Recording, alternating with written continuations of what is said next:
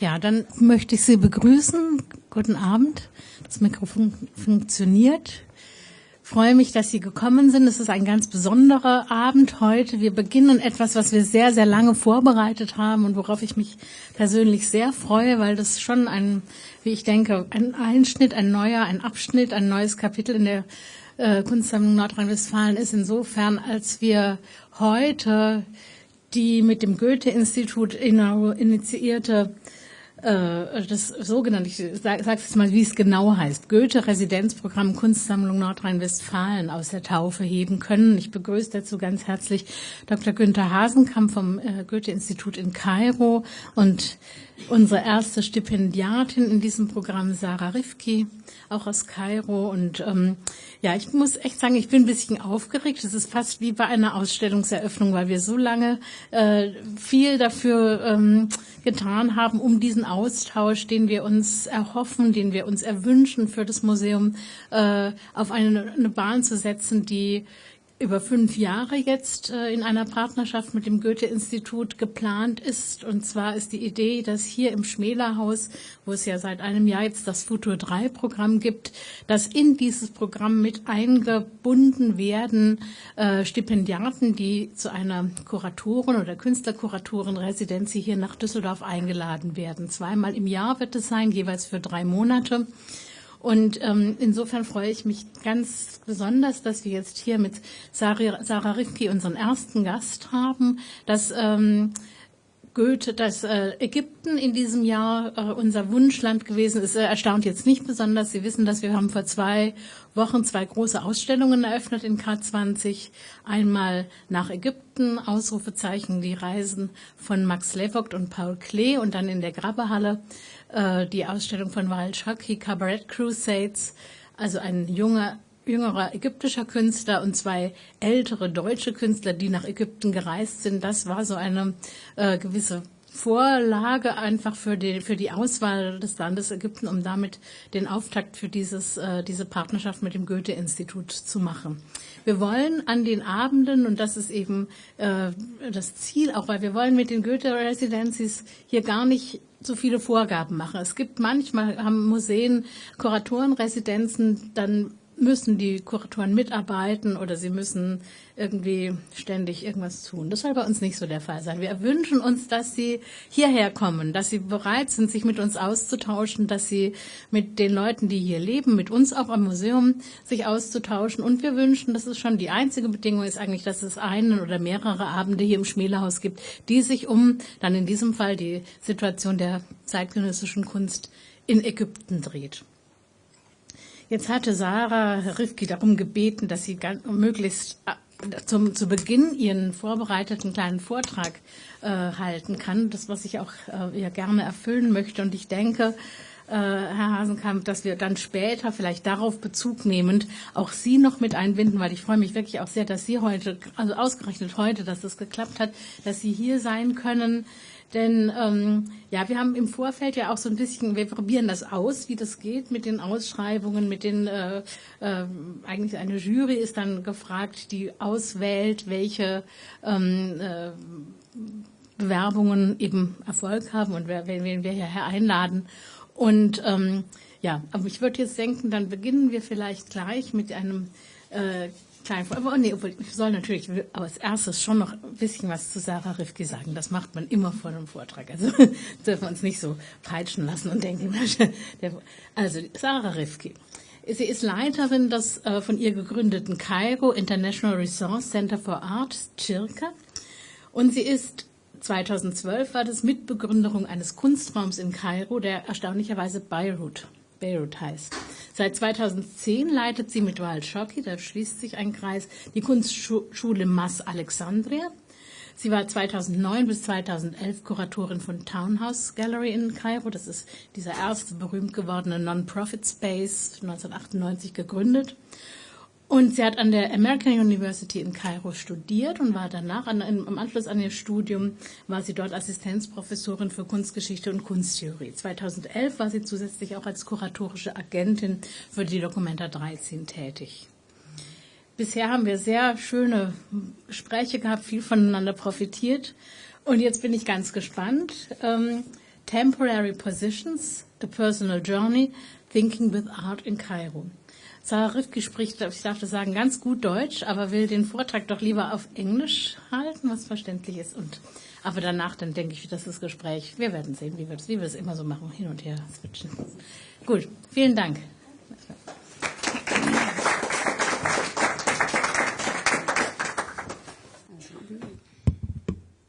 Guten Abend, ich freue mich sehr, hier zu sein.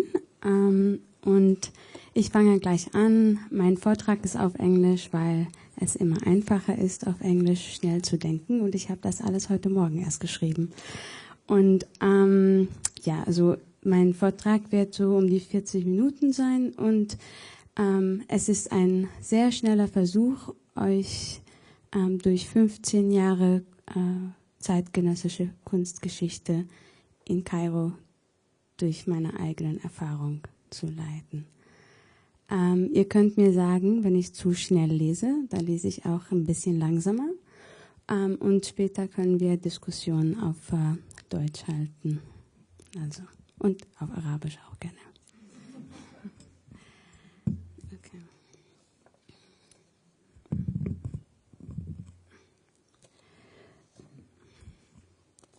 Without doubt, this is a great opportunity to play with the task at hand, namely to give an account of contemporary art in Cairo.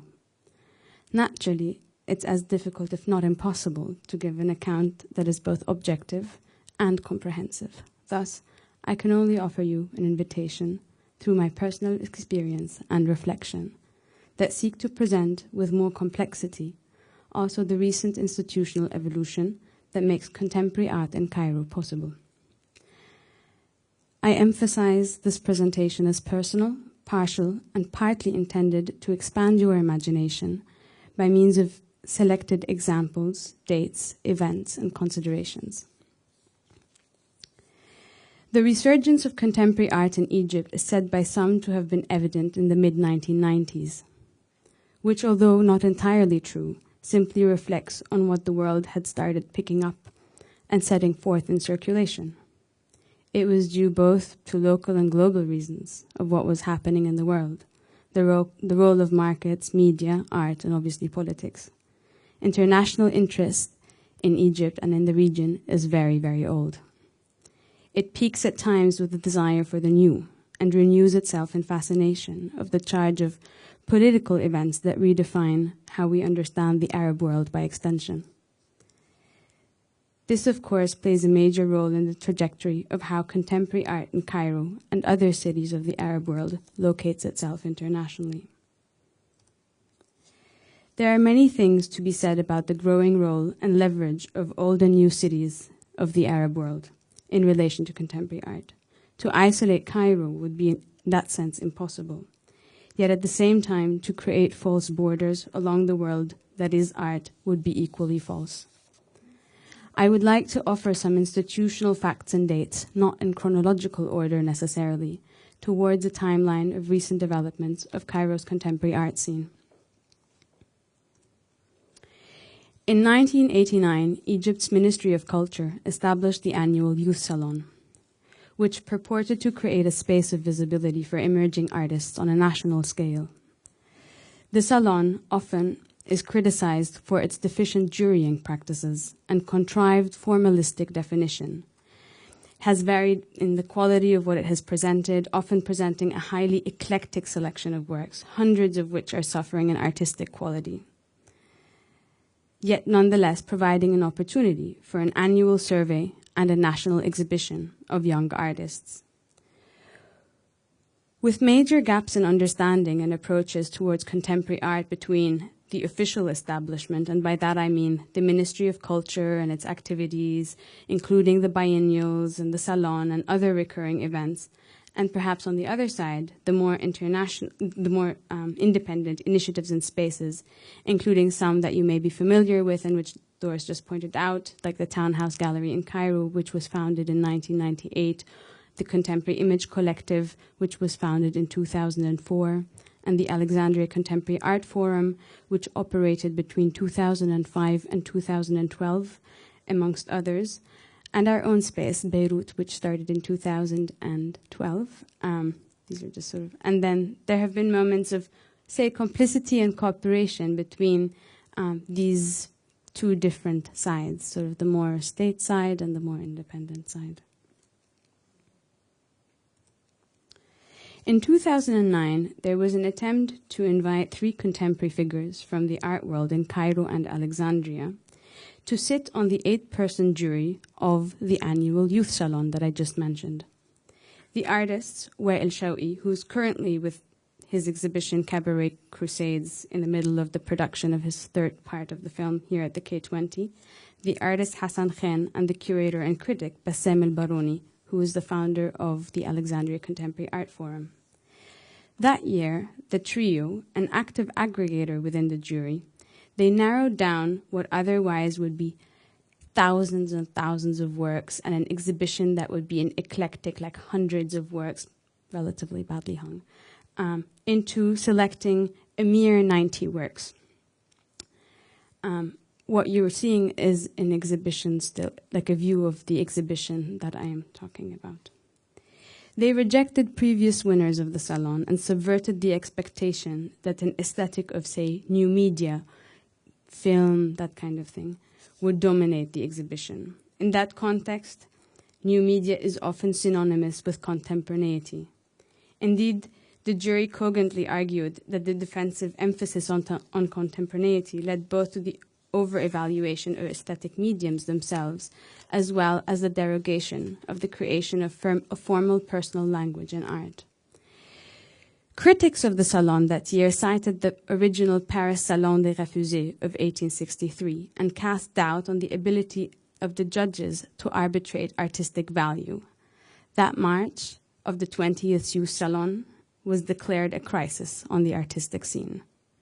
I cite from Omnia El-Shakri's article, Artistic Sovereignty in the Shadow of Post-Socialism, Egypt's 20th Annual Youth Salon, which is available online at the Efflux Journal.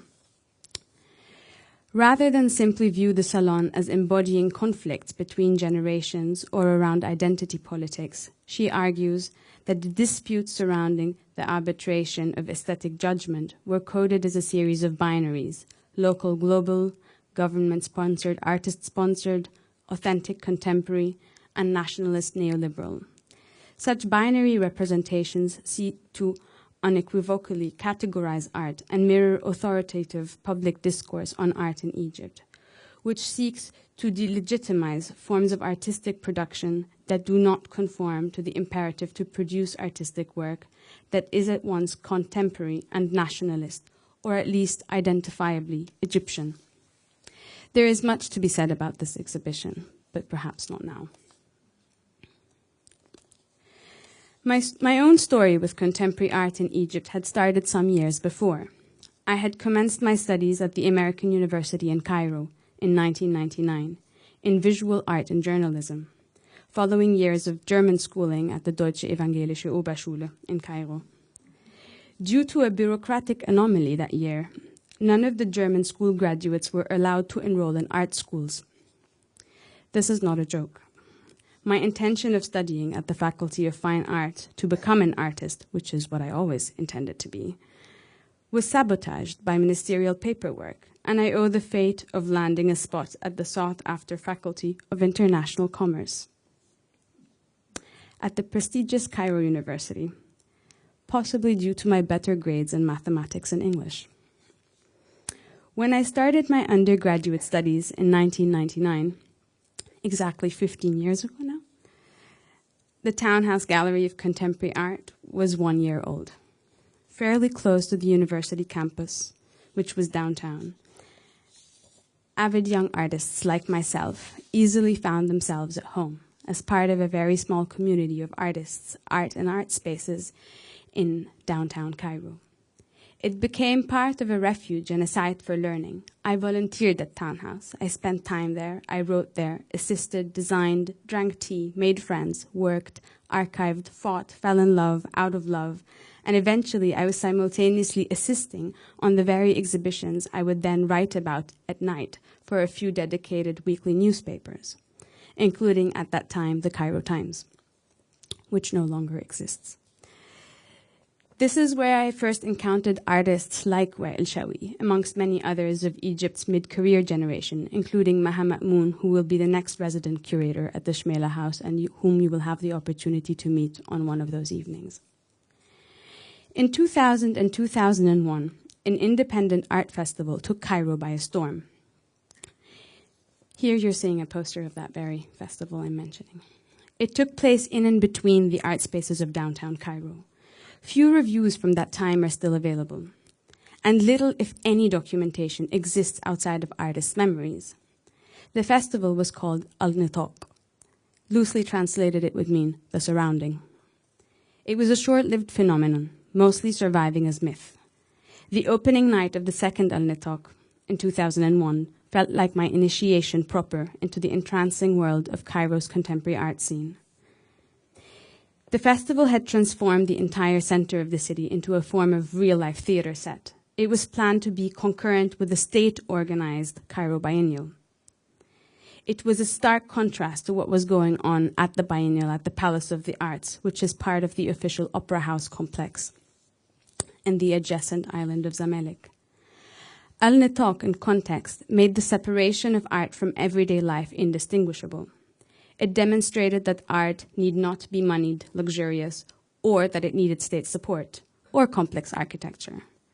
It was a defining moment, and in its own way, a full-fledged celebration of the exhibition as event, and possibly marks the advent of contemporary curatorial practice par excellence in the city, in view of more traditional expectations of art within the art space. The magnitude of the exhibition in terms of works, lectures, interventions in restaurants, old hotels, dusty apartments, dense alleyways, walkways, and in-between spaces, alongside galleries of modern and contemporary art, made it impossible for anyone to really regard this particular exhibition from an outside. The subsequent evolution of contemporary art in Cairo continues to reverberate and be evoked in traces of current events and spaces in and around the downtown spaces of the city to this very day. I'll put a footnote. This is also where the Goethe-Institut is located, and which was an integral part of the Nitaq festivities back then. Most recently, there has been a desire to revive this myth, saying how I see it, through the recurring annual festival called DCAF, the Downtown Contemporary Arts Festival, in the last few years, and which is primarily financed by Al-Ismailiyya, which is a real estate investment tycoon with dreams of regentrifying the center of the city, or preserving it, depending on where you stand. I particularly have my reservations, but that's another story. The celebratory cacophony that surrounds these events, then and now, at times seems to overshadow what I will call the individual nuances of particular artworks, or rendering us as curators or art historians, in a critical sense, to think about exhibition making at the forefront of art and curatorial practice by extension. Why do I say this? I say this because the exhibition as a form continued to instate itself in the trajectory of a growing art world, and as the world keeps turning, the practice of exhibition making that pertains to cities like Cairo resides elsewhere, not necessarily in Cairo. Think of what is happening elsewhere in the world. 2001, you have 9/11, and the world suddenly split in two. The gaze at the Muslim world necessitates a form of cultural repositioning, an understanding of the other. Series after series of traveling survey exhibitions that look at contemporary art from the Arab world, Islamic world, and the Middle East occupy exhibition slots of almost all major museums and Kunsthallen. There are so many and too many to cite.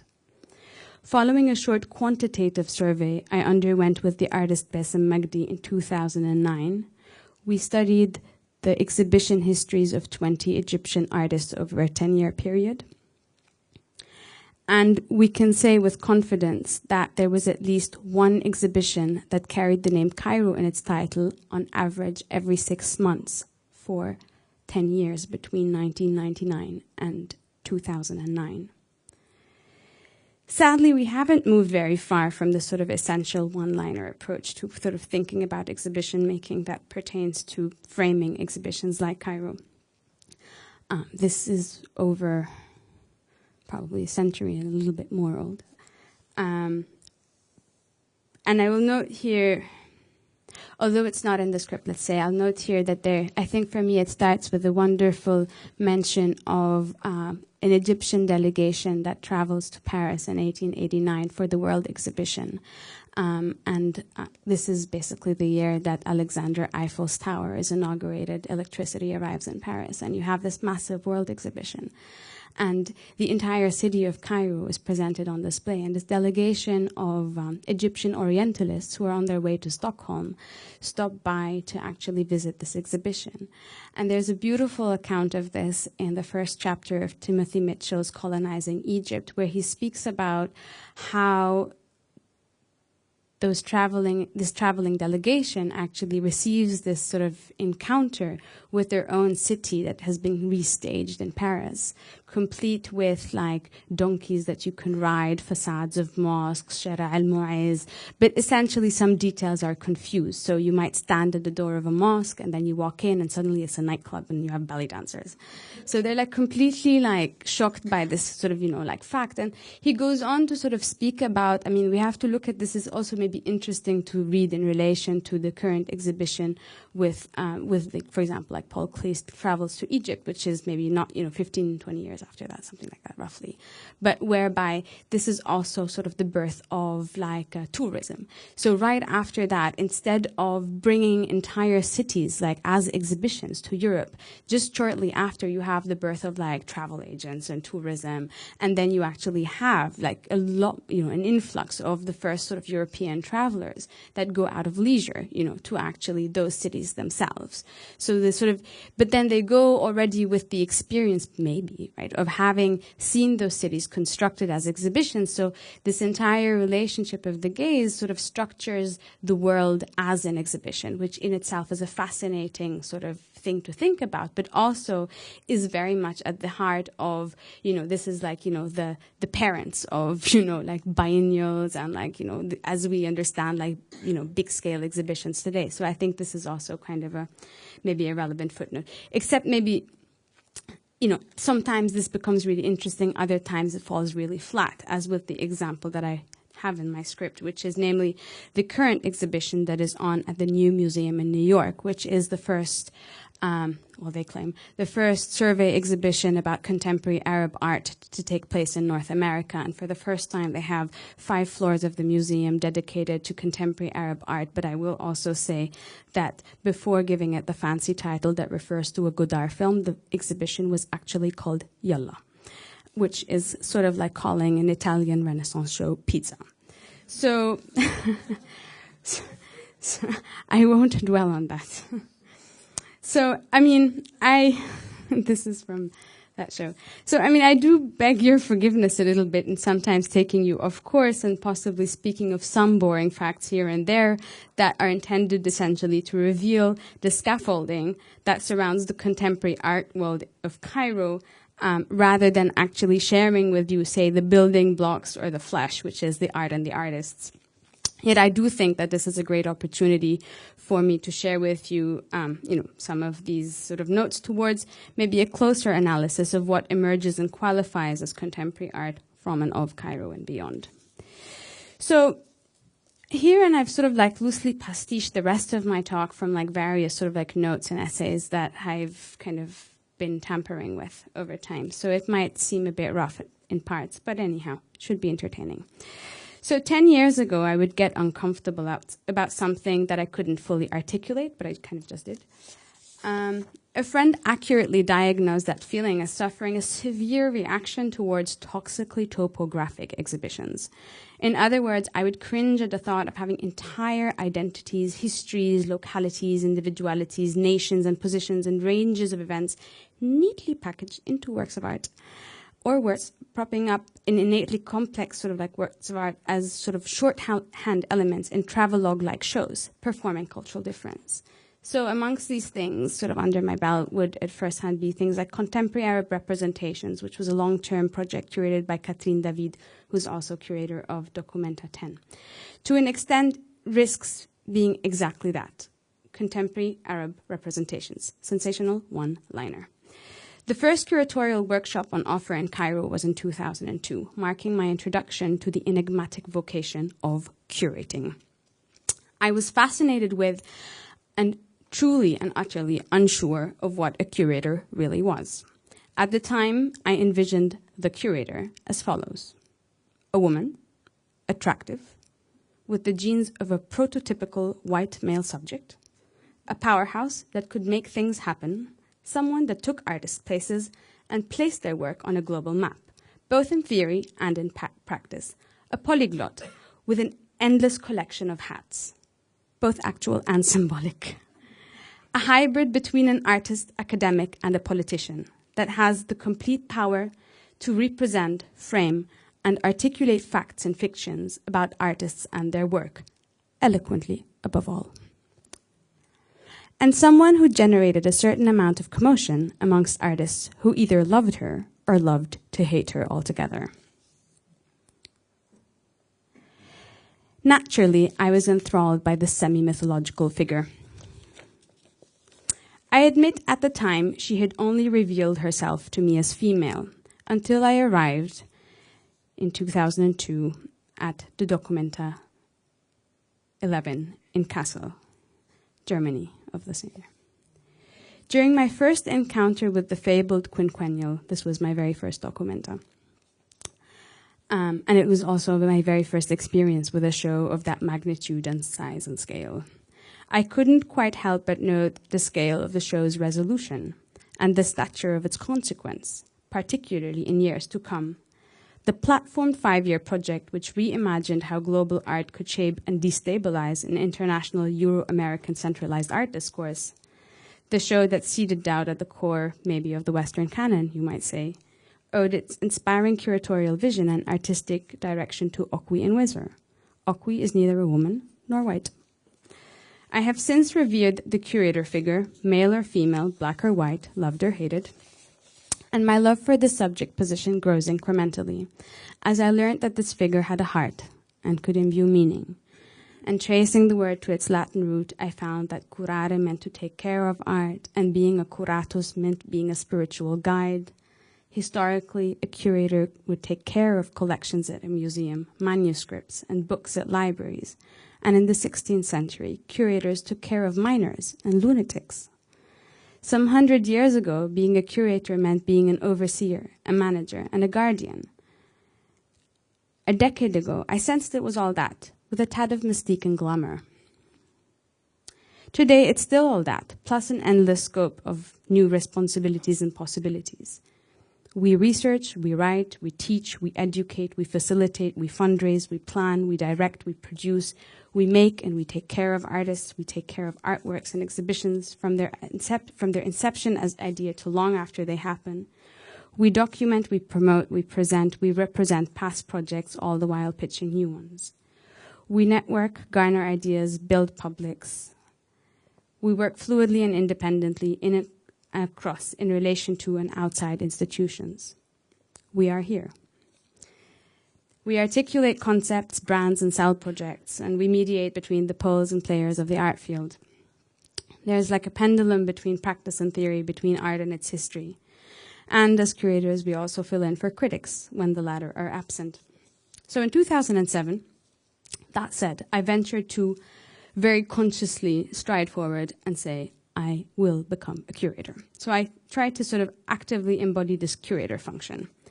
Wanting to find my own definition of being a curator, I wanted to first know how to most accurately translate this job and subject position into Arabic, of course. Out of purely pragmatic reasons rather than on an ideological quest. My father would repeatedly ask, "بتعملي إيه?" and I would have no answer. "What do you do?" and I would have no word to respond with. So I founded a Facebook group called Translating Curator into Arabic, collective and desperate measures of transliteration and translation failed.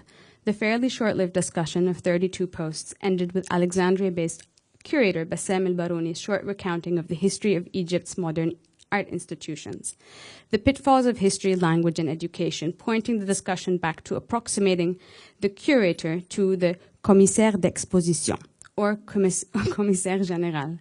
I could still and cannot syncretize the curator with the commissaire. and here is why.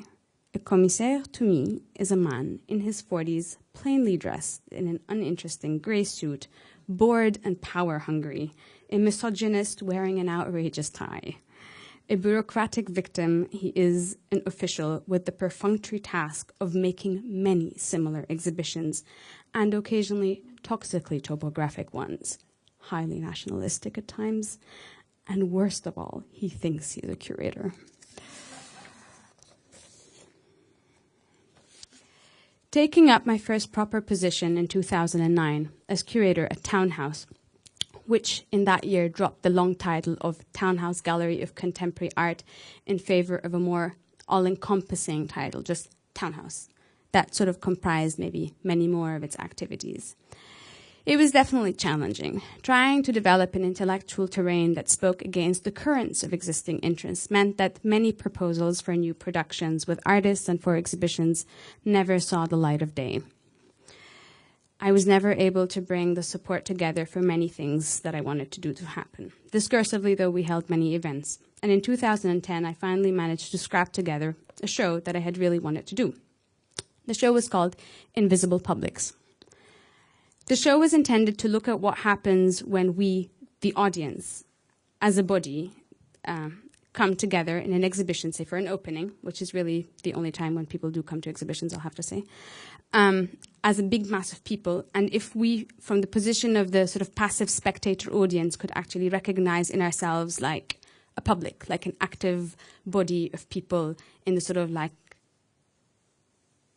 citizenship sense of a public and sort of the Hannah Arendt sense of the word. Anyway, so, if one could actually, if we could feel anything and perhaps hypothetically rise to the realization that the act of coming together is political.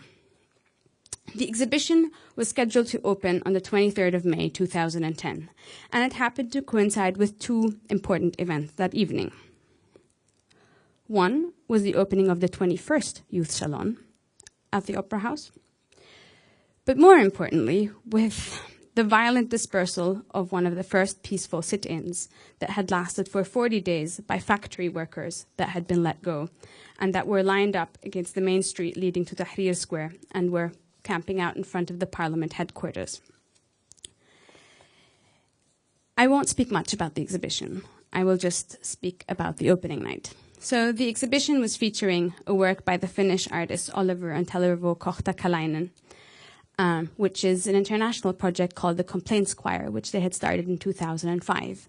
We had adapted the project to basically create a very sort of informal, amateurish soup kitchen-like open call for people who wanted to sing but never really had the opportunity to participate in these workshops where we would basically come together weeks before the exhibition, jam, and make up the song that was based on complaints. And they have a great website, which I urge you to go to if you're trying to procrastinate and avoiding work. It's called thecomplainschoir.org. You find people complaining from all over the world. It's fantastic. We staged... What you're seeing here is essentially the first sort of choir. What we did was we sort of staged the first rendition of the Cairo Complaints Choir. And whereas people were complaining maybe about, their neighbor's laundry dripping on theirs, they were also complaining about the extension of the emergency law or the fact that, different things. So it sort of, ranged from like trivial things, but also very much with undertones of like political disgruntledness. I guess seemingly out of the serendipitous fact that it was a day that was sort of fueled by anger due to this sort of workers' protest that had been violently broken apart, suddenly we found immense interest from the mainstream world of television with lots of cameras. Essentially what happened was there was a lot of documentation of this particular event, but then the way it turned up on evening talk show programs as short reportages of 3 to 4 minutes, the footage of my very nice apolitical choir was cut up against images of the protests. So suddenly a work of contemporary art from far away, Finland, had been sort of subsumed and found itself amidst real political events in Cairo. I'll also note that this project underwent a metamorphosis into the wider cultural field, whereby the self-organized choir under the direction of Salem Yusri continues to exist under the name of the Choir Project. They kind of stole the Finnish idea, but it's okay. Performing their own variations in workshops in Egypt and internationally, also being present at political sit-ins during the revolution, and very much also on theater stages. That very same year, a group of young artists staged an exhibition coyly named Cairo Documenta, which, pun intended, would be in the most simplistic sense making fun at international large platform of biennials and claiming in their own way a place reserved for their generation. We are told we do not need curators or large platforms for validation. Despite the simplicity and anti-establishment retort of such a gesture and the actual immense absence of curators on the field, it still reaffirms the conflicted relationship between the local and the global structures that prop up artists through opportunities of circulation and representation. In a very different pursuit from 2010 and until 2012, I worked closely with the artist Wael Shawi on setting up a school he had always dreamed of founding for young artists, Mass Alexandria. Mass is not an acronym. It's spelled M-A-S-S, all capital. Parallel to my weekly life in Cairo, I spent my weekends in Alexandria, often working with young artists in an array of different ways, and thinking about the role of art institutions, pedagogy, learning, exposure, the value of travel and encounters. Perhaps enjoying teaching too much, my musings turned from the strictly curatorial to also thinking about learning and the nature of institutions, or the absence of. What do institutions do, and how do they do it? Could institutions learn from artworks? It was in a conference in Berlin that year that I misunderstood part of a lecture by the theorist Dietrich Dietrichson, which is very important to me, because I wasn't really sure if he actually said, and I quote, or misquote, "I don't care if people choose to learn by going to school or to an artwork." And if he had said that, could we for real imagine that we could send our institutions, imagine this, send a museum to an artwork to learn? Can a Kunsthalle learn from a specific work that it is presenting? And by that I mean on the structural level. Can its finance departments, can its PR departments, can its communication departments learn from the very things that we actually see in artworks? Or is there a strict separation between the back channels of what we do and how we present them? Grappling with the symbolic, I started loosely setting my own intuition into my own institution into the world, namely CIRCA. I mean, CIRCA in short is an approximation for many things, but it also is a beautiful acronym which stands for the Cairo International Resource Center for Art. It, like Beirut, does not exist. An organization that in 2011, albeit fictitiously, enters into a contractual agreement with the legendary exhibition of Documenta 13 under the artistic direction of Caroline Krystof Bakargiev. I'm often asked to explain what CIRCA is, and in short, it's an encryption or a placeholder or a fictional company, when we know that all companies are fictitious entities, literally somehow, for the future looking back. In 2011, the surge of uprising in the Arab world, and which started in Cairo on the 25th of January, cast a renewed spotlight on art and culture of Egypt, of the revolution. And those of us in the art and cultural circuit were recruited in ongoing and systematic fashion into all kinds of events, symposia, colloquia, conferences, television programs. We were to become the spokespersons, witnesses, native informants in real time of what was going on. What could one say of those times? Ruminations and fleeting thoughts that would transform into pillars of reflection. Essays would be published prematurely, fast off the press. As events were shifting and exhibition proposals and invitations poured and poured, support and curiosity, the demand to articulate what the hell was happening in Egypt and in the Arab world at that time. It was presenting itself to us like never before, opportunity after opportunity, both a blessing and a curse. As we gained a slightly more settled foothold, the question was, How do we not co-opt ourselves to become instant reporters? How do we retain the time and the space in which we can actually distill what is going on and actually do what we are intended to do for our country? It is not possible for art to speak so quickly because, unlike other things, art is very slow. Yet, how does contemporary art act at this time of crisis? What is the role of art spaces at the time of revolt? Is there a place for contemporary art outside the realm of the symbolic and without completely being co-opted, if you wish, by activism? Or more gently, should art take a step aside at the time of peak of crisis and make place for activism, and then its role comes then later on? And I think here this was sort of just around the time when Artur Zmijewski's contested Berlin Biennial took place in Berlin, and the debates between, activism overtaking the place for art sort of, started spurring around in the art world, and I apologize for the very site-specific reference.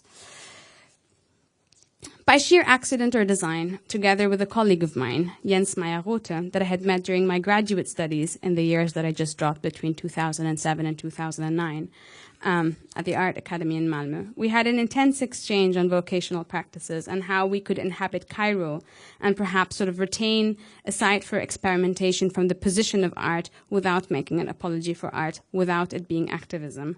And so suddenly, really without much thought, we founded Beirut, which is sort of what you sort of see, kind of this house like in the distance underneath this very dense palm tree. We founded Beirut on Labor Day, on the 1st of May 2012. It hosted its first inaugural event as the closing party of the Cairo seminar, bidding it farewell. The Cairo seminar had taken place in Alexandria in July of 2012 as one of the off-site projects of Documenta 13 in close cooperation with the Goethe-Institutes of both Cairo and Alexandria, to confuse it even more. Beirut launched its program of activities structured very much along the trajectory of seasons. We would very systematically say the season is 10 weeks, comprises 2 exhibitions, a discursive program, a series of interlinked questions. It was basically cookie-cutter curatorial practice, fantastically speaking.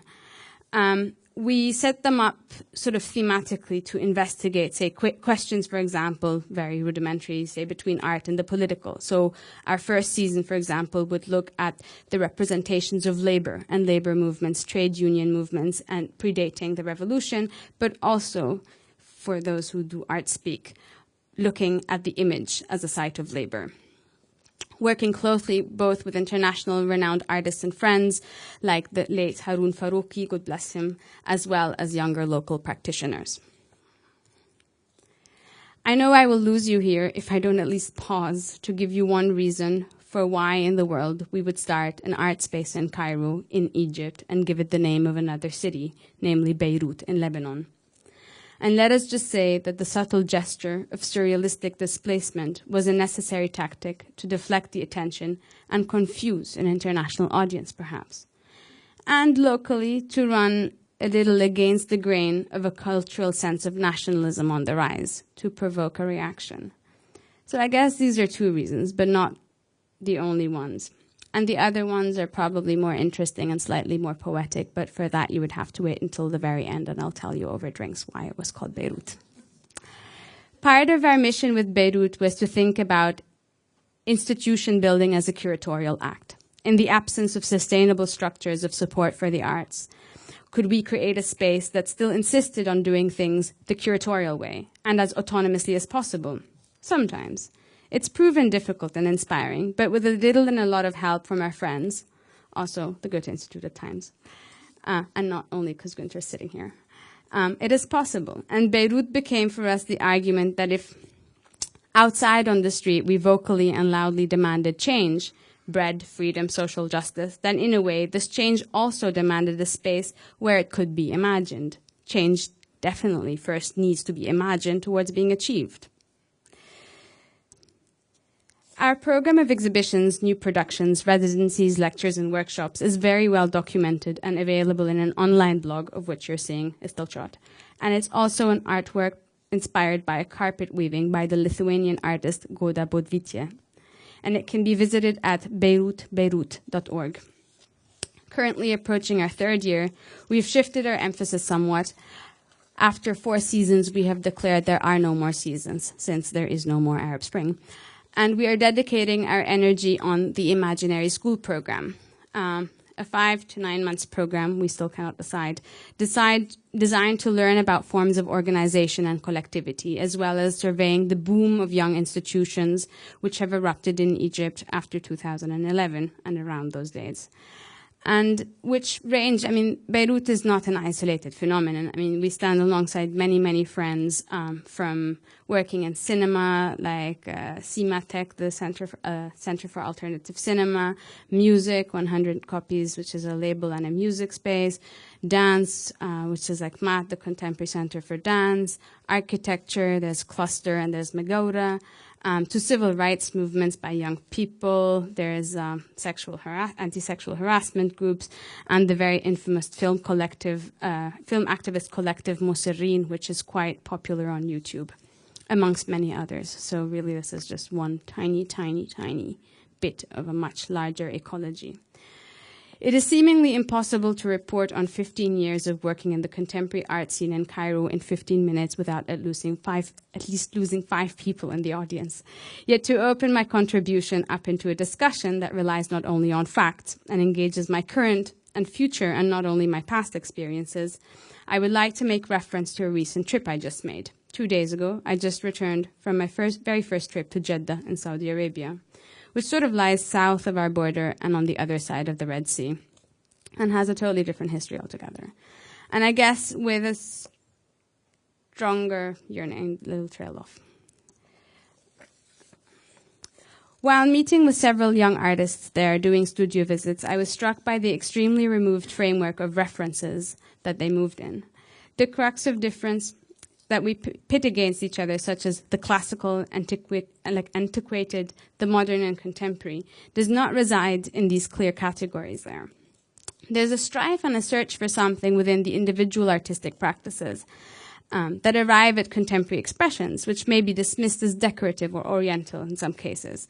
Yet the nuances of the works encrypt matters of much relevance in contemporary life and thought. And I use these examples because they are first very present in my mind, and I think they do very much speak in a very similar fashion to other examples that I have encountered through my work with Mass Alexandria, the students there, and other young artists in Cairo, but also other cities of the Arab world.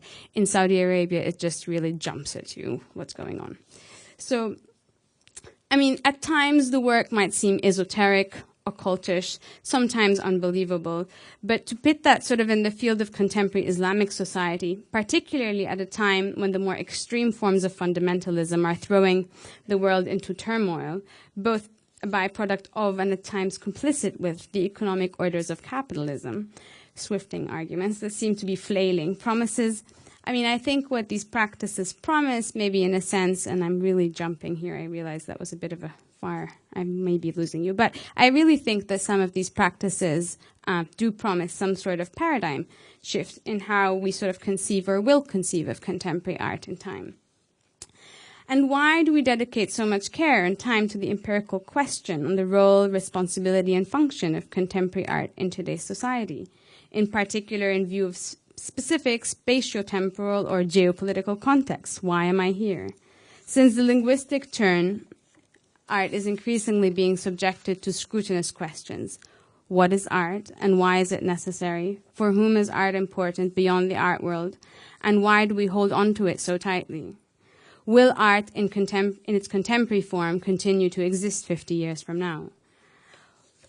I'm almost at the end of my talk. While the state of economies worldwide has broken into incomplete insurrections, giving birth to new authoritarian regimes, what does art do with all its mystical, hieroglyphic, and symbolic value? Can art exist outside the whiffs of neoliberal capital and its margins? How is art financed as the financial crunch continues?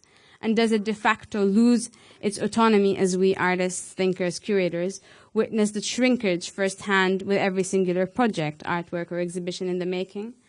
And it's perhaps in the margins of the late Italian autonomia that Franco Bifo Berardi sets out that poetry is the only force that will break the reproducible violence of finance and capitalism.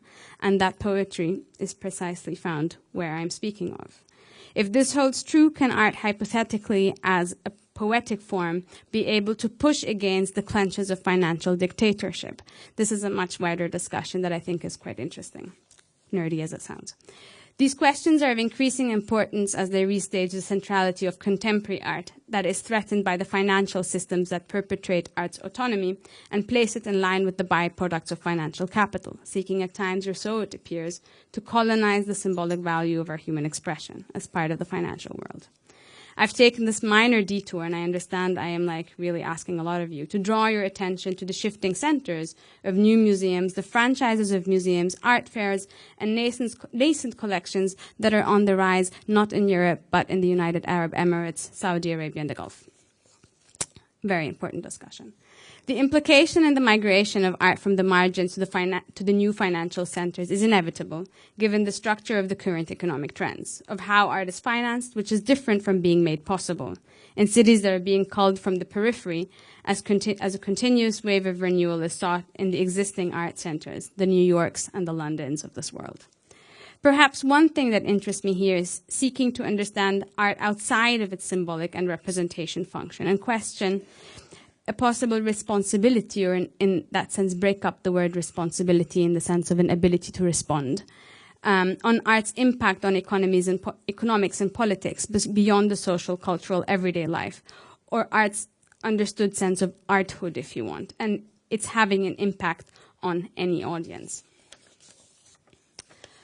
While in discourse, writers such as Maurizio Lazzarato and Christian Marazzi, of which I'm a fan, speak about the notion of debt and the violence of capitalism in contemporary society, Bifo's thesis, quite calmly, on the poetry and how the notion of poesis, which may include art as language, and its role in breaking or disrupting with the renewable cycles of financial dictatorship and signal to autonomy, becomes really interesting.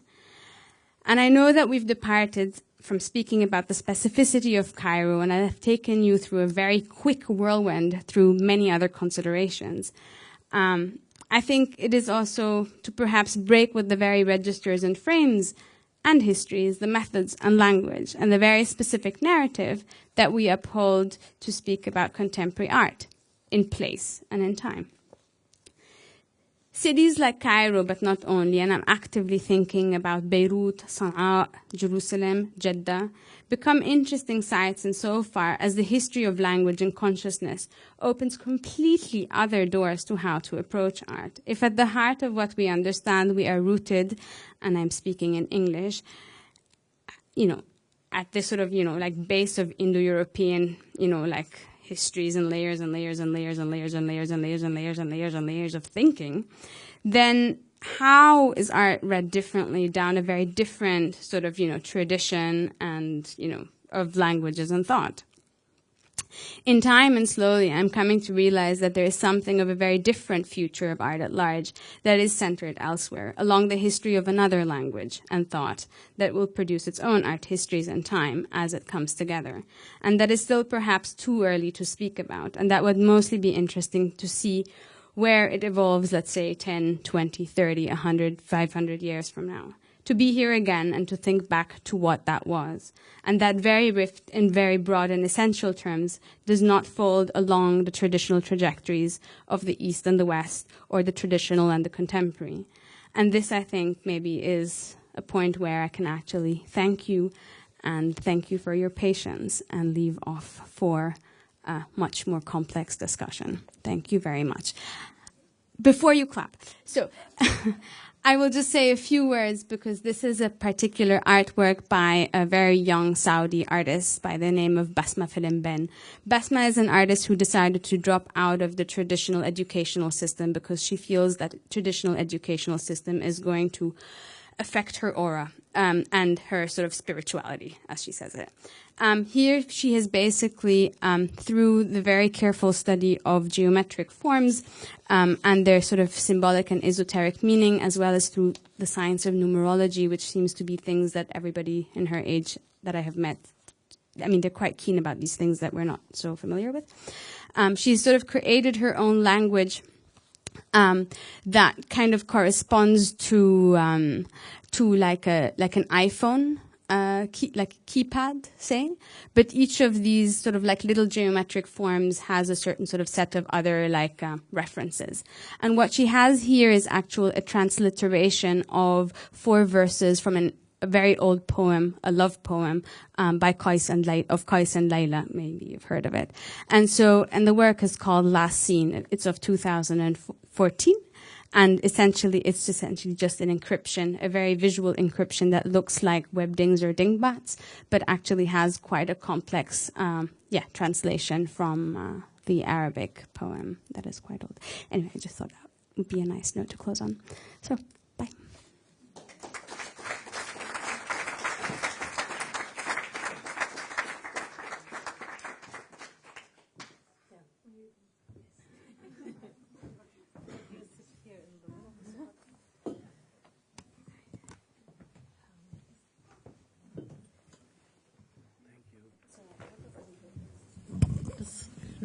Vielen Dank, Sarah Rifky, für eine wirklich sehr schöne persönliche Reise durch die letzten 15 Jahre. Das sind entscheidende 15 Jahre, den Eindruck hat man. Und ich möchte jetzt aber hier auch noch an der Stelle Günther Hasenkamp ganz herzlich mit begrüßen und ihn kurz noch vorstellen, weil ich das vorhin nicht getan habe. Ich habe schon erwähnt, er ist der Leiter der kulturellen Programmarbeit am Goethe-Institut Cairo, und zwar seit 2009, wenn ich das richtig weiß. Sie sind promovierter Slawist, haben Slawistik studiert, an vielen verschiedenen Orten in Hamburg promoviert, aber sind dann eigentlich schon die meiste Zeit am Goethe-Institut an unterschiedlichsten Orten gewesen, wenn ich das richtig weiß, Moskau aber jetzt eben auch schon eine lange Zeit in Kairo und eigentlich auch genau in diesen letzten 5 Jahren, die ja so, also aus unserer Sicht auch so sehr entscheidend gewesen sind und über die wir bestimmt auch gleich noch sprechen werden. Ich möchte mal gleich hier noch ein Buch in die Luft halten, was ich allen sehr empfehlen kann. Und beide Gäste haben maßgeblich daran mitgearbeitet. Zeitgenössische Künstler, arabische Welt. Das ist ein Reader mit ganz vielen Interviews. Und ich meine, wir haben gesprochen über Übersetzungen. Ja, genau, das kann ich tun. Ich möchte mal gucken, ob da irgendwelchen persönlichen... Ist auch darin. Ist auch drin, aber auch auch ein ganz interessantes Interview mit über Musik. Das fand ich auch sehr, sehr interessant. Also genau, ich gebe es gerne mal rum, hätte es aber furchtbar gerne zurück. So. Wo steigen wir ein? Also es gibt ganz, ganz viele Punkte. Vielleicht, also mich würde schon natürlich am meisten interessieren, da darf ich vielleicht auch nochmal wirklich auf unsere jetzige Ausstellung und auf meine Beschäftigung mit einem ägyptischen Künstler wie Al-Shaki zurückkommen und diesen Fakt, dass es für ihn so wichtig gewesen ist, dass er eben 2009 und 2010 sich schon mit diesem Stoff Cabaret Crusades beschäftigt hat. Also das ist schon so ein Scheidepunkt, nehme ich an, 2011. Ich will da jetzt gar nicht, können wir noch später genauer darauf eingehen, was da alles damit verbunden ist, für mich auch.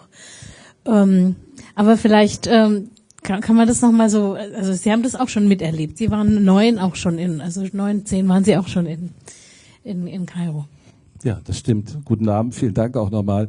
Manchmal sage ich anekdotisch, ich war vorher, während und nachher da, wenn man mich fragt, wie lange bist du denn schon in Kairo? In der Tat seit 2009.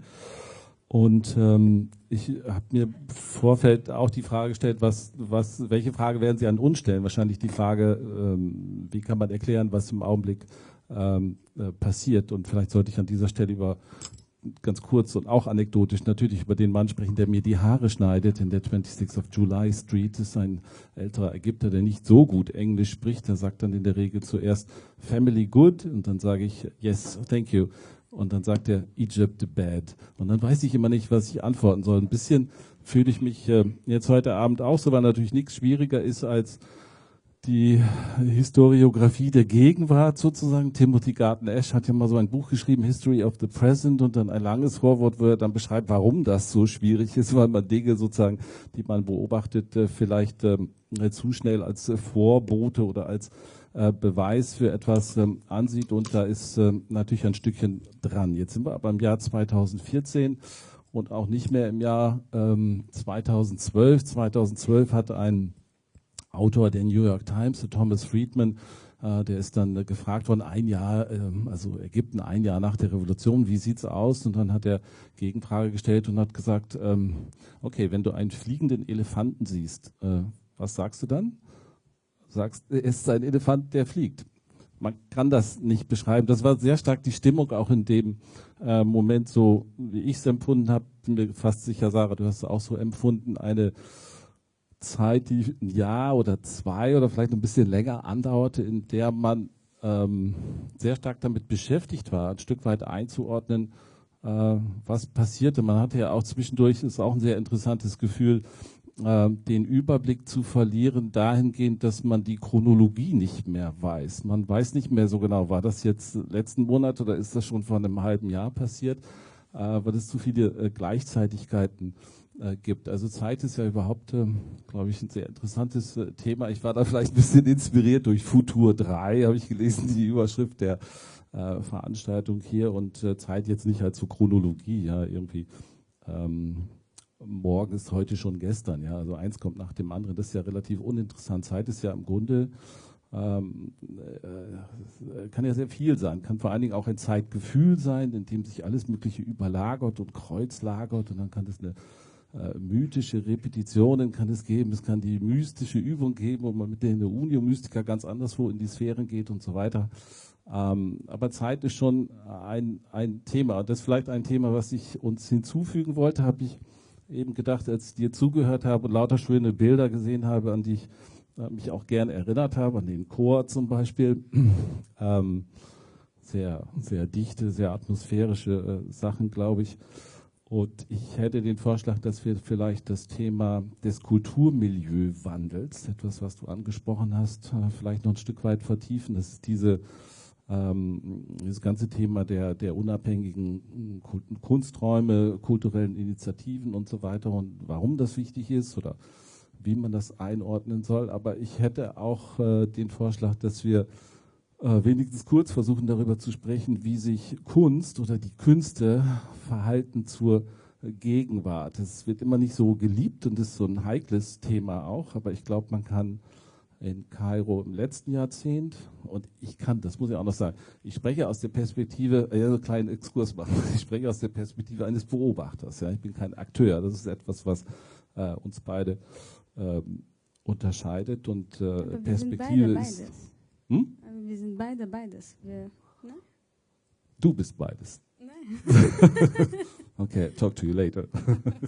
Ja, in der Kunst vielleicht auch so ist Perspektive das Wichtigste. Ja. Also deswegen ist mir das schon auch wichtig, das natürlich zu sagen. Also ich versuche oder muss den Versuch machen, zu verstehen, was passiert, was vor sich geht. Deswegen interessiert mich auch ernsthaft die Frage, wie sich die Künste zu dem verhalten, was eben gerade jetzt passiert ist. Ob sie sich überhaupt dazu verhalten, ob sie sich nicht dazu verhalten oder warum nicht und so weiter. Und ich glaube, man kann da sehr interessante Beobachtungen machen. Also Stichwort Dokumentarismus, Stichwort Wiederentdeckung des Historischen, und dann vielleicht, um es gleich hochzuhängen, ich habe mir so ein paar, die Zettel, das sind Zitate, die ich mitgebracht habe, darunter ist ein ganz langes von Ogvi N.W. so aus einem Interview, das er neulich gegeben hat, und da spricht er von Kunst als the production of the civic. Und das kann man jetzt auch gar nicht so leicht übersetzen, also der Kunstkontinent als Produktionsstätte des Politischen sozusagen, da sagt er, das ist das, was mich interessiert, das ist das, was gerade abgeht in der arabischen Welt. Das würde ich ein Stück weit vielleicht auch gerne zur Diskussion stellen wollen. Vielleicht auch gerade vor dem Hintergrund, super spannend, Saudi-Arabien. Jetzt mache ich aber mal eine Pause. Entschuldigung. In terms of the question of what artworks do in relation to, reproducing the sensible, activating the civic and all these things, I think one very nice and very simple way of thinking about why contemporary artworks as objects, as works, are relevant and important, even if they don't report on or speak about what is going on, say, politically, is to think about them like coded black boxes for a contemporary moment. It's like in the traces, in the details, like we've noticed this over time, like when we have an artist who is producing a work on site that might not necessarily be about the current political situation. And I'll give a concrete example so I keep you sort of awake and perky and interested.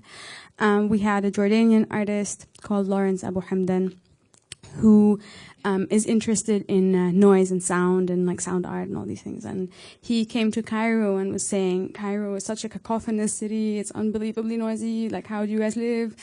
And all these mosques and all these like loudspeakers and like bad sound systems and like all the, all the sound basically. Like, how do you live with that? And he said, well, I would really like to do a work that maybe deals with some of these questions. And he did several attempts on one of those works, which is co-produced, I think still on show. Anyway. So one of these works, basically, he decided to work with sheikhs in mosques who give the Friday sermon. Like, so every Friday in the mosque, usually there's a religious clergy who gives a sermon to the people, usually broadcast over a microphone, speakers and so on, floods into the street. Very gradually we developed this project where he said he wanted to collaborate with them to give a lecture on noise pollution, and hearing loss. So he worked with 3 different sheikhs to produce these sermons, and he recorded them all in different parts of the city. And he made his little film. Now, the interesting subtext up until this point, this has nothing to do with the political situation, except when I say that this was a complete transgression, because precisely around the time that he was actually making this film, the religious authorities under guidance of the government had been clearly instructed not to choose topics of their own choosing to speak about anything.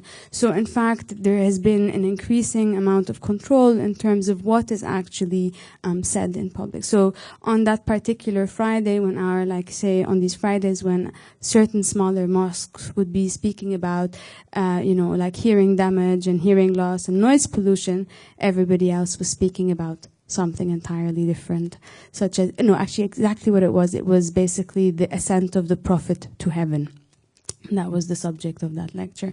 So it's kind of in the subtext of these details of production. It actually records something very factual about what was happening politically at that time. And it's, I think, through those details that then the specificity of what is going on in contemporary Egypt becomes safeguarded against, to me at least in a more interesting way, against what we might then lose. It's trivial information, but I think it says a lot about what's going on. Ich würde gerne fragen nach einer künstlerischen Arbeit aus der Zeit, aus dem letzten Jahrzehnt, ich glaube 2008, der Mel Kenawi. Eine Künstlerin, die vor 1-2 Jahren tragischerweise verstorben ist, in sehr jungen Jahren. Eine ägyptische Künstlerin, die du gut gekannt hast. Ja. Silence of the Lambs ist... Du hast gewusst, dass ich dich danach frage. Okay. Wir haben mal darüber korrespondiert. Eine Performance in Downtown Kairo, in der Nähe von Townhouse, die wir gesehen haben in den Bildern. Das Jahr ist 2008? Nein, 10. 2010. Okay, 2008, 2009. 2009, Dezember 2009. Okay. In einer Zeit, die man, der Sowjetunion hat man das ja früher die Zeit der Stagnation genannt. Ja? Also die Zeit, in der alles opak, trübe, sehr leise war. Ich habe Sommer 2009 nach Kairo gekommen und habe als erstes gedacht, dies ist eine sehr stille Stadt und das ist gar kein Widerspruch, weil natürlich es gibt Millionen hupender Taxis und so weiter.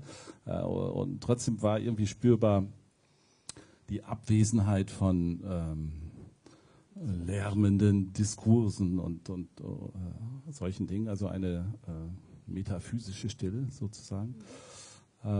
diese Zeit in Kairo, und in dieser Zeit macht jemand eine solche Aktion. Ich glaube, man muss die Aktion gut beschreiben. Ich weiß gar nicht, ob du warst dabei.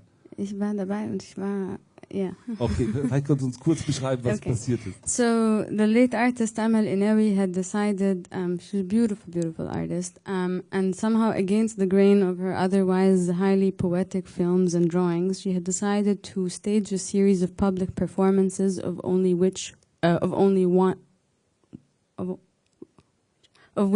one took place. And the performance, basically, she had recruited workers and also art students, however, that second part failed a bit, to dress in pajamas and to crawl across, to intercut a traffic light by all crawling, following her. So she was walking, heading a procession of maybe 40, 50, mostly men, myself and some children, at the forefront, crawling through the street silently. Essentially, nothing was going to happen, but what she was sort of trying to provoke with that was the complicity, the sort of silent, participation, how, in following, there's also like something to be said. Strangely enough, although a very, meaning, almost like absurd action, it stirred a lot of aggravation on in the nearby street. It escalated very quickly and went a bit out of hand. I mean, it was witnessed by the people who were there and also members of the art community.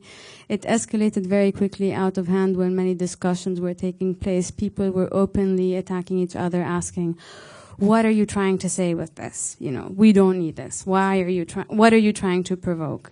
Let's just keep the situation under control. Anyway, it ended up in a very long and complicated night at the police station, needless to say, and a lot of trouble with the gallery. And this particular performance was part of an exhibition that was curated at the townhouse just months after I had joined at the time. Yeah. Den Complaints Choir. Ist okay, wenn ich weiterrede? Ja, ich wollte ganz kurz was dazu bemerken, weil das ist, ich weiß nicht, ob Sie das Video wurde auch in Deutschland gezeigt, bei Tanas zum Beispiel. Das war ja auch in der Istanbul-Biennale von Fulya Erdemci, die hat es auch gezeigt, weil das wirklich so ein ganz, ganz starkes Bild war, weil das mitten im Straßenverkehr hat man gesehen und man wusste wirklich nicht, was machen die da. Und dann ist auch die Frage, was würde hier passieren, wenn eine ganz große Gruppe von mit Pyjama-Trägern auf dem Boden kriechen. Wenn Josef Beuys im Einbaum.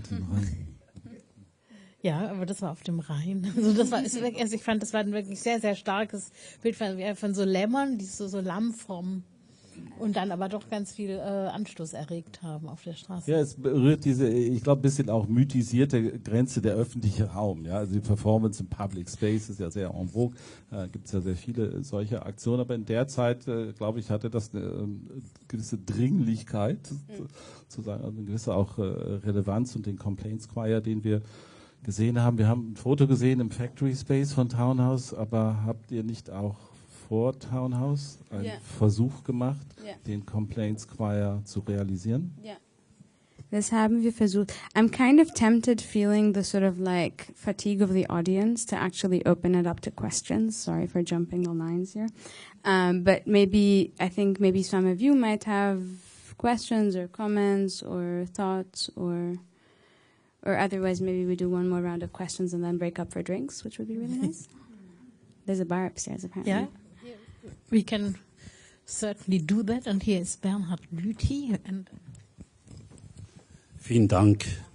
Grundsätzlich finde ich es gut, was hier passiert. Wir haben lange gewartet in Düsseldorf, um etwas zu erfahren über die Kunstszene, die außerhalb nicht nur Deutschlands und Europas passiert. Es ist jetzt hier. Aber ich habe trotzdem eine grundsätzliche Kritik. Wir sprechen hier, der Text ersetzt die Künstler und die Kunst, und wir wissen nicht, und viele vermutlich hier wissen nicht, wie das denn nun aussieht. Und ich glaube, das ist ganz grundsätzlich eine eine Beobachtung und auch eine Kritik, dass zunehmend die Kuratoren die Künstler ersetzen. Und ich kann das vielleicht noch etwas überspitzen. Ich habe auch Ausstellungen kuratiert. Ich bin selber Künstler.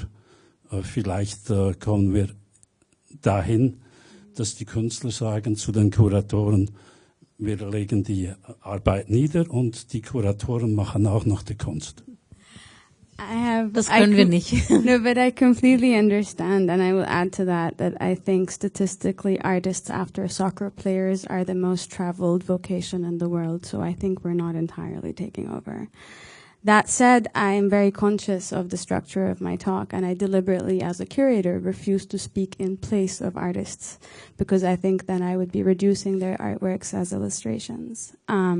Unless it's an art historical context where I'm trying to make an argument and I actually have the time and the place to discuss an artwork with the respect and the time that it deserves, I will not necessarily present 10, 15 artworks in the span of casual conversation. I'm not entirely able to do that. I might do it with one work, like this one, because I think it might open the conversation. I did leave the last slide on an artwork specifically on a young female Arab artist, deliberately.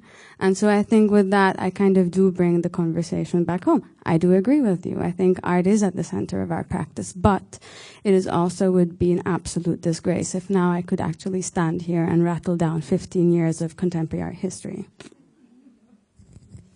Ich kann vielleicht auch noch von unserer Seite, von Museumsseite aus sagen, wie es, also wir haben ja uns auch bewusst dafür entschieden, eine Kuratoren- oder auch Künstlerkuratoren-Residenz hier einzurichten. Das haben wir uns sehr, sehr lange überlegt und auch deswegen, weil wir gesehen haben, also dass uns schon auch so ein Diskurs, ein Austausch, ein kunstwissenschaftlicher Austausch fehlt und dass es in Düsseldorf sehr, sehr viele Künstlerresidenzen gibt, aber gar keine Kuratorenresidenz. Und das war dann für uns als Museum. Also wir wollen natürlich auch gerne, natürlich richten wir uns an Künstler und wir würden uns nie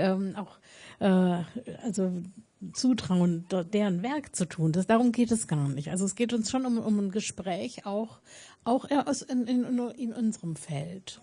Wobei wir natürlich alle gerne einladen. Und ich fand eigentlich auch, dass sie den Vortrag eigentlich jetzt sehr sensibel, also genau wirklich auf sich hin auch ausgerichtet gemacht hat.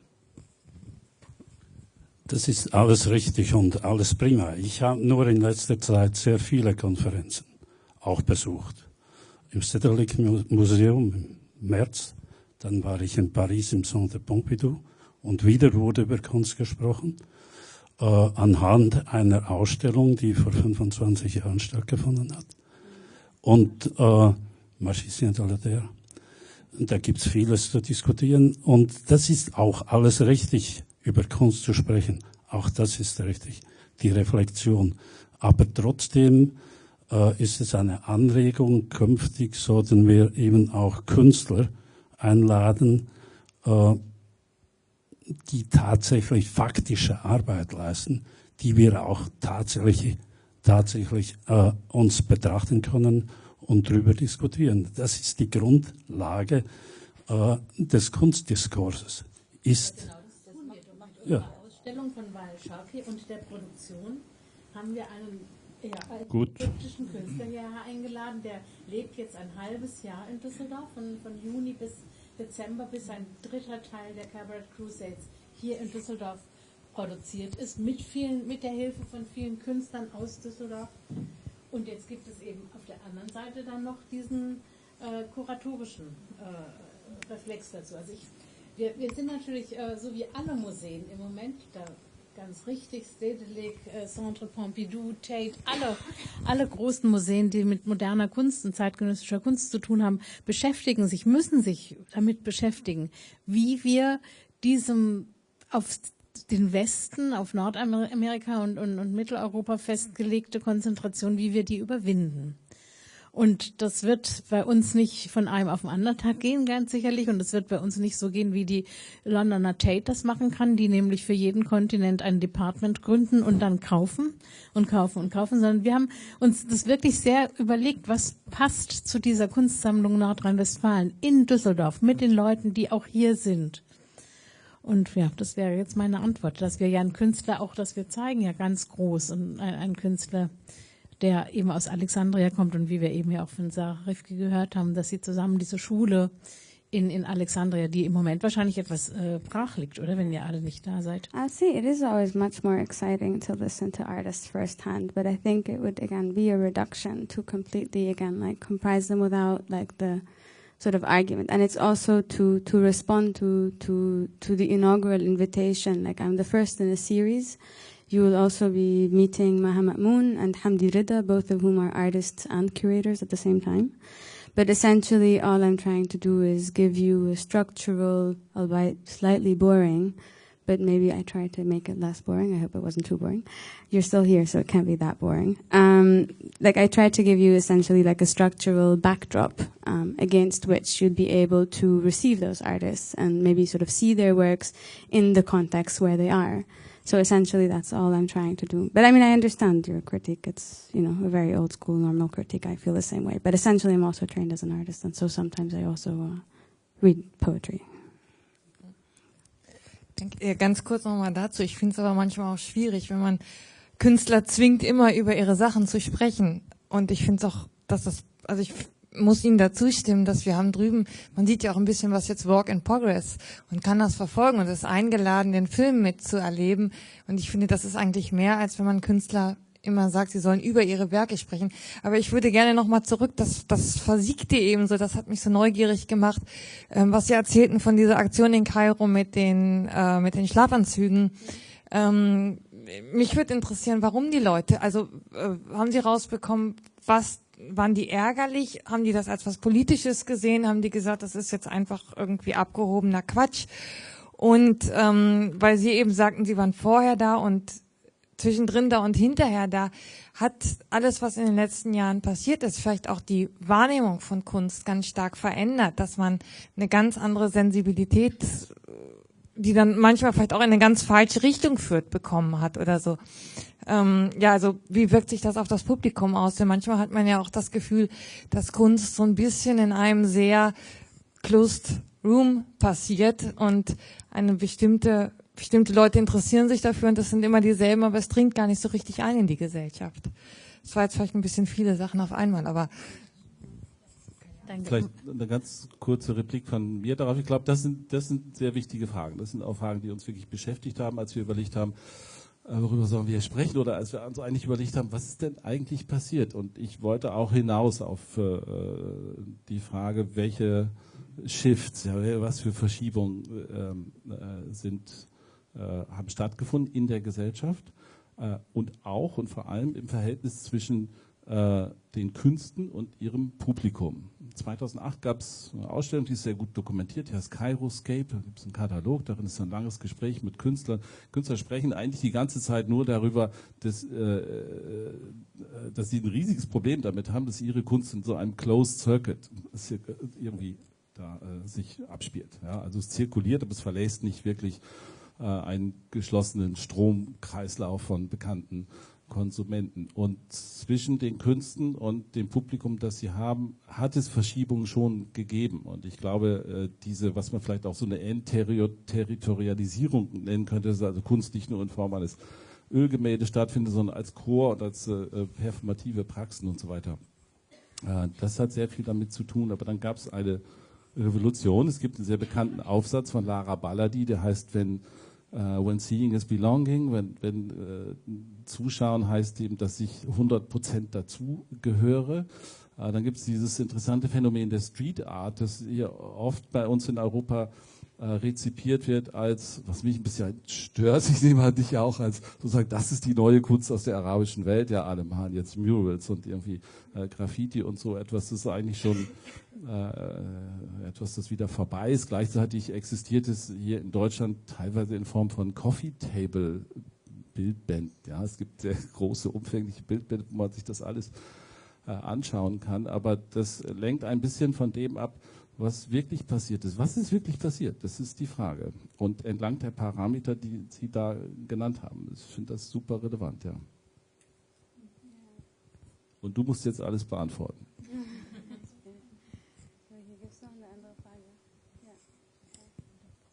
Ja, sonst gibt es das noch. Sonst gleich dazu oder sonst? Ja, vielen Dank, Sarah. Also ich war sehr, sehr angeregt durch deinen Vortrag und finde es eben auch sehr, sehr wichtig, dass man also dein Vortrag, deine Ambition war ja auch die Szene in Kairo und in Ägypten uns näher zu bringen. Und ich denke mal, das ist sehr, sehr deutlich passiert und eben aus deiner sehr persönlichen Perspektive heraus, in der Kunstwerke natürlich auch im Zentrum stehen, aber eben einen Teil dieser Szene nur ausmachen. Und deswegen fand ich eigentlich deine Dokumentation sehr, sehr aufschlussreich. Und mich würde interessieren, aus deiner sehr, sehr beobachtenden, kritischen Perspektive heraus, weil es geht ja auch um den Austausch zwischen beiden Seiten dieses F3-Programms, wie du vor diesem Hintergrund auch deine Erfahrungen hier in Düsseldorf oder in Deutschland allgemein bewertest, wie du die Szene hier beobachtest, eben mit einem ganz, ganz anderen Hintergrund, der natürlich historisch gewachsen, ganz, ganz etabliert und institutionalisiert ist, im Gegensatz zu Ägypten, wie da deine Einstellung zu ist. Ich weiß, es ist ein sehr großes Thema, aber vielleicht kannst du ein paar Worte dafür finden. Ich glaube, das ist eine sehr große Frage und darüber müsste ich noch lange nachdenken und vielleicht würde ich auch in Zeit mehr darüber reflektieren und vielleicht auch was schreiben und zurückschicken in die Welt. Aber ich würde mal sagen, dass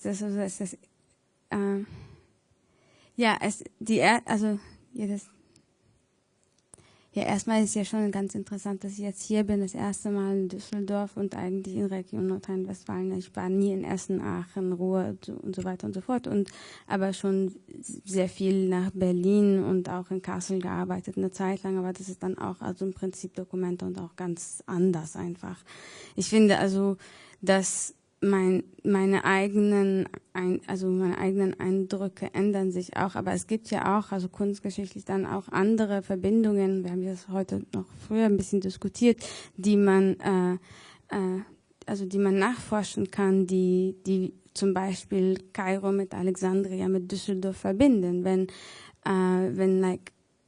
ein Professor von Kunst, ein Künstler in den 60er Jahren hier studiert hat an der Kunstakademie und er kommt nach Alexandria zurück und dann auf einmal ist sein Student Wael Shawi und dann eine andere Generation Wael Shawi, Bassem el-Baruni, der Founder von ECAF, seine Frau Mona Merzou, auch eine Malerin, Amina Lila Mansour, Waels erste Frau, auch eine Künstlerin. Und es gibt eine ganze Generation von Künstlern, die deren Hauptprofessor, würde man sagen, ein Künstler, der war hier in Düsseldorf und hat hier seine Kunstbildung bekommen. Und da hat man das irgendwie das jetzt hier so First-Hand-Account davon zu bekommen, ist schon für mich wichtig und interessant. Es ist irgendwie diese Negotiation, aber wie das so ist, mit diesen, es gibt immer dieses große Demand, dass man irgendwie so ein Native Informer ist und irgendwie so auf einmal ganz kurz in ganz kleinen Worten irgendwie so ein Account geben kann oder muss oder will oder möchte. Es ist das andersrum, das geht nicht. Ich würde nie jemanden fragen, zum Beispiel die zeitgenössische Szene Berlins oder Deutschlands oder eben Düsseldorf in einer 40 Minuten, halbe Stunde Vortrag zu geben. Aber das ist ja immer, das muss man ein bisschen you have to negotiate that a little bit. And it's both hard and interesting and it makes me ask questions, but why is it that we think that it's reducible to that amount of time? I try different approaches every time. This is the first time I try to give such a very dense art historical account. Sometimes I read things that are more poetic. Sometimes I try to, invite an artist. Sometimes I wear staggering heels and, play burlesque. I mean, it's different every time, but it's constant. But I just found that it seemed sort of appropriate in the sort of spirit of the kind of art historical kind of stoicism that the museum kind of approaches me with, to try and respond with the same sort of gesture by trying at least to sort of construct an art historical cohesive narrative of my account and experience, to sort of, juxtapose that against the contemporary exhibition that is extremely lively and playful and already, so it doesn't need me to do that for it. And also the relatively historical exhibition on show. So it's a deliberate choice of format. But again, it's too vast of a question, and I think I've spoken enough already, so I'm happy to take one more question, and then please somebody invite me for a drink. Also Düsseldorf ist noch ein fliegender Elefant für dich. Ja. Ich möchte nochmal zurückkommen auf Ihr Thema, die Frage mit den Kuratoren. Also zunächst, ich finde das Programm wunderbar, dass Sie das machen.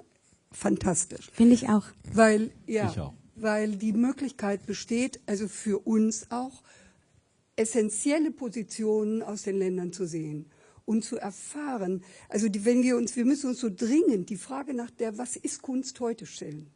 Was ist sie eigentlich im Vergleich zur Historie, wenn wir also sehen, dass hier das Museum Kunstpalast zurückgeht auf die Alchemie und daraus die Zukunft ableiten will, dann kriege ich damit Schwierigkeiten, muss ich sagen. Also insofern die Frage, was ist es, was können wir Essentielles oder können wir überhaupt noch was Essentielles aussagen? Und das verbindet uns ganz dringend mit der gesamten Welt. In allen Bereichen hat also irgendetwas von einer Weltformierung stattgefunden, im Bereich der Kunst kaum. Also da ist vielleicht dann Kassel eine Ausnahme. Und daher wunderbar, dass Sie das machen, die Debatte hervorragend, und wir werden nicht auf eine Antwort kommen, aber wir werden gegenseitig Anregungen kriegen, finde ich hervorragend. Und da spielen die Kuratoren schon eine wichtige Rolle. Also ich will die Rolle der Kuratoren nicht verdammen. Sie spielen eine wichtige Rolle in diesem Feld, nämlich ja mit ihrem Wissen und Können auch Hilfe zu geben, auszusuchen, das, was Sie gemacht haben, überhaupt erst möglich zu machen. Und insofern, also dennoch sehe ich auch da einen sehr problematischen Teil in dieser Rolle, nämlich also sehr stark mit dem Markt verbunden zu sein. Und Gerhard Richter hat nicht umsonst gesagt, also die Preise, die für meine Werke bezahlt werden, haben nichts mit der Kunst zu tun, sondern mit dem Kunstmarkt. Und also wenn wir wissen, dass die großen Kunstinstitute nach Neuerungen suchen in der Welt, nicht, Sie haben New York und London erwähnt, dann wird es da also große Preise geben, auch für Werke, die sonst ein Künstler wenn wir jetzt Kairo nehmen, niemals hätte verdienen können. Und da ist die Frage, diese essentielle Frage, die ich gestellt habe, was ist Kunst heute, wenn die Studenten hier schon in den Bachelor-Ausbildungen über ihre Performance lernen und dann also, ne, wie stelle ich mich da, damit ich also fantastisch verkaufen kann. Also diese ganze Verbindung. Und da wird die Kuratorenverbindung auch problematisch. Da finde ich sie problematisch, weil sie eingebunden ist in diesen Kaufmarkt, in den kapitalistischen Markt, der alles nur nach Geld bewertet und nicht mehr nach Inhalten. Ja. Da kriegen die Kuratoren aber wieder genau diese kritische Funktion, wo sie aussuchen, wo sie helfen, wo sie unterstützen. Also hier in Düsseldorf ist unter der Ägide von Frau Ackermann sehr viel gelaufen, dass die Künstler hier bleiben, dass sie Möglichkeiten kriegen zu wohnen, dass sie überleben können und solche Dinge. Das ist fantastisch. Aber es ist eine Debatte notwendig, die diese kritisch begleitet, den Markt. Und das fehlt mir noch, weil da liegen große Gefahren drin, dass eben marktkonform produziert wird von Künstlern. Ich sehe wenig kritische Debatte im Kunstbereich, und das ist etwas, wo wir dann viel von Ihnen erfahren können. Sie sind in der Politik drin gewesen, aber was ist dann jetzt noch Kunst, was ist essentiell und was kann man da benennen? I think this is a very complicated map of observations, which I think also perhaps both does not reduce the evening into one or the other position, but also makes me feel that at least some of the points that have been raised seem to have arrived, and we can take those with us to discuss. But maybe just in very, very few words is to say that at least in Egypt, in relation to the Arab world, the markets of art, or the scenes in the markets of art, are very different. For example, art is produced in Egypt, but it's not collected in Egypt. There are no established commercial private galleries in Cairo, for example, there are some galleries in Beirut. Most galleries are in Dubai.